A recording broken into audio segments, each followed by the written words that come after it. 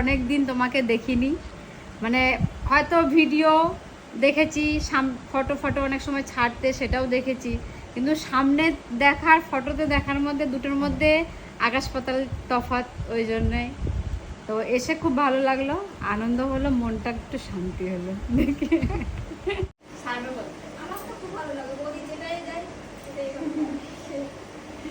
সত্যি কথা বলতে দিদির কোনো কিছুটাই খারাপ লাগে না,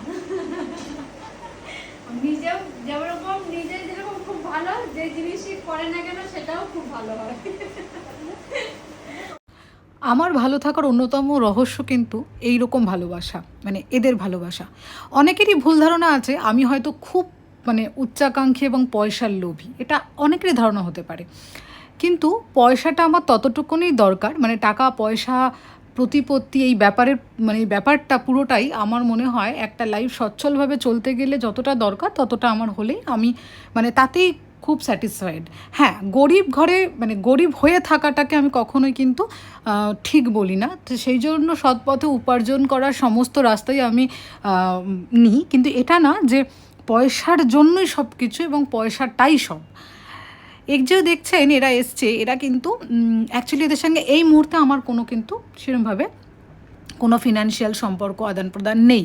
যারা আগে তাপসীর ভিডিও দেখেছে বা টুম্পার ভিডিও দেখেছেন তারা জানেন এদের যে বাড়িঘর করে দেওয়ার পেছনে আমার একটা হাত রয়েছে, বা আমি এগুলো ওদেরকে সাহায্য করেছি কিছু ব্যাপারে, এবং সেখান থেকে ওরা অ্যাকচুয়ালি একদমই খুবই মানে ফিনান্সিয়ালি খুবই ডিপ্রাইভড জায়গা থেকে আসা, বুঝতেই পাচ্ছেন।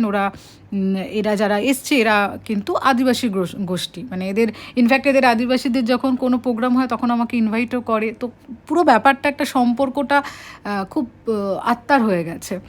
তো ওরা যখনই শুনেছে যে আমাদের ওর এরকম অপারেশন, যারাই জানতে পেরেছে তারাই কিন্তু মানে জানতে পেরেছে মানে ভিডিও থ্রুতে না, ভিডিও আমি অনেক পরে দিয়েছি, কিন্তু যখন আমাকে ওরা মাঝে মধ্যেই ফোন করে এবং ফোন করার দৌলতে যখন জানতে পেরেছে যে ওর এরকম শরীর খারাপ, সবাই চেয়েছিল হসপিটালে আসতে এবং আমি সবাইকেই মানা করে দিয়েছিলাম, কারণ আমি চাইনি ওই সময়টা কেউ আসুক, এবং ওদের ফিনান্সিয়াল কন্ডিশনও খুব খারাপ, আমি জানি ওদের আসতে যেতে কলকাতায় অনেক সমস্যা হয়। তো সেক্ষেত্রে আমি সবাইকে বলেছিলাম ঠিক আছে যদি ও আসুক, সুস্থ হোক, তারপরে তোমরা এসো। তাও এদের মন মানেনি, ও এখনও পুরো সুস্থ নয়, কিন্তু সবাই মানে এসছে, মানে এই ভিডিওটা আমি করছি, এখানে কান্তি এসছে, কান্তি এবং কান্তির হাজব্যান্ড এবং আমাদের ওই দুটো বাচ্চা। অ্যাকচুয়ালি এই বাচ্চাগুলোকেই আমি পড়াশোনার খরচা দিতাম, আমি যে এনজিওতে চাকরি মানে আমার চাকরি সূত্রেই এদের সমস্ত আমাদের যে শেল্টার হোমে সেখানে রাশি থাকতো বড় মেয়েটা, এবং তারপরে সেটা যখন আমরা বাড়িতে রেখে করালাম মানে এদের পড়াশোনার পুরো দায়িত্ব নেওয়া হতো।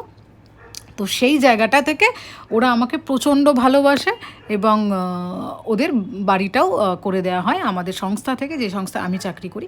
আমি টাকা দিইনি, কিন্তু ওরা বলে যে এখনকার দিনে কোনো কিছু বাবদ মানে কোনো টাকা না নিয়ে কোনো একটা কেউ কিচ্ছু করে না, সেখানে আপনি বিনা স্বার্থে একটা কাজ করেছেন। তো সেই কারণে মানে ওর প্রতি মানে আমাদের প্রতি ওর একটা ভালোবাসা, এবং আমি বলি সবসময় যে আমার পয়সার দরকার নেই, আমার ভালোবাসার দরকার, সেটা ওরা অফুরন্ত দিয়ে যায় আমাকে। তো আজকে ওরা এসছে ওকে দেখতে। আমি এখন এই যে বানাচ্ছি এগুলো হচ্ছে আমার দুপুরের লাঞ্চ। ওকে তো এই ধরনেরই খাবার বানিয়ে দিই, সমস্ত কিছু ভেজিটেবল সতে করে তার মধ্যেই একটু রাইস দিয়ে হালকা একটু ঘি দিয়ে একটা বানানো হলো। আর বিকালে ওরা আসছে, তো আমি সেই ব্যাপারেও এক্সাইটেড, কারণ বাচ্চাগুলোকে অনেক দিন পরে দেখবো। ওরা বেশি এক্সাইটেড, কারণ আরেকটা ব্যাপার, সে বাচ্চাগুলোকে কিন্তু সারপ্রাইজ দেওয়া হচ্ছে, কারণ বাচ্চাগুলোকে ও এখনও বলেনি, ও বলছে আমি মাঝ রাস্তায় বলবো। তো পরে শুনলাম যেটা ওরা পুরো বাসের মধ্যেই নাকি চিৎকার চেঁচামেচি শুরু করেছে আনন্দে। তো এই ভালোবাসার জন্যই আমি ভালো থাকি। আমার হয়তো খুব পয়সা নেই, আমি হয়তো খুব লাক্সারি মানে বা প্রত্যেক কোনো অকেশানে সোনা কিনি না, কিন্তু এদের ভালোবাসাতে আমি ভালো আছি।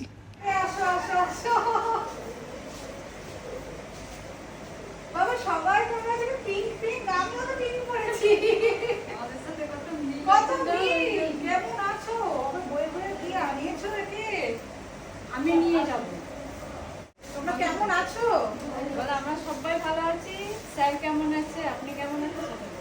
আমরা ভালো আছি। আবার মিষ্টি আমরা এগুলো থেকে এসব কি কিচ্ছু বানি, শুধু আম দিয়ে এসছি একটুখানি আর একটু মুসম্বি দিয়ে এসছি। আচ্ছা, রুগীকে দেখতে এসছো বলে।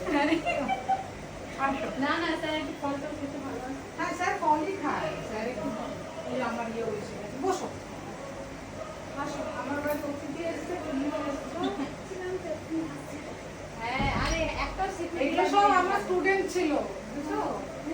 সব আমার স্টুডেন্ট, স্টুডেন্টের মা বাবা এরা দেখতে এসছে তোমার দাদা।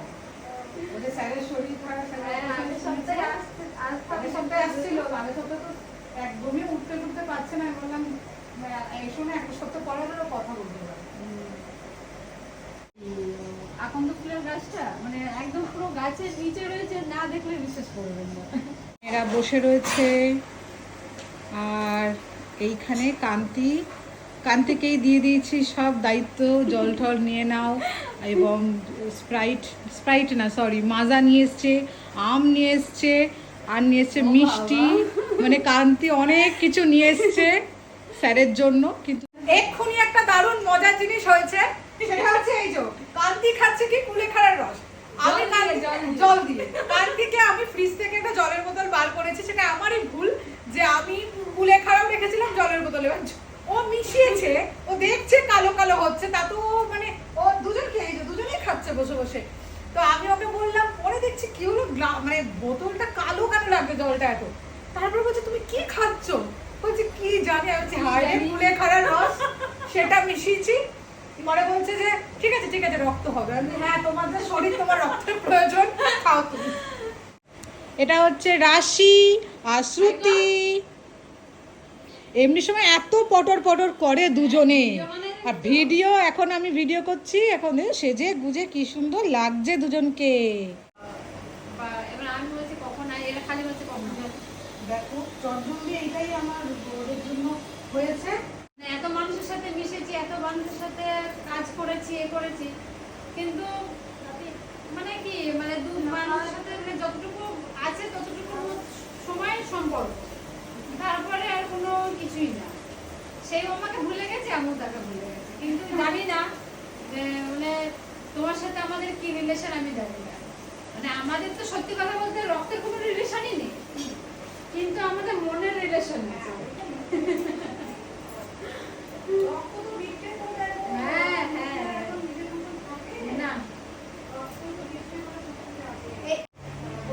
সবাই খুব মিস করে।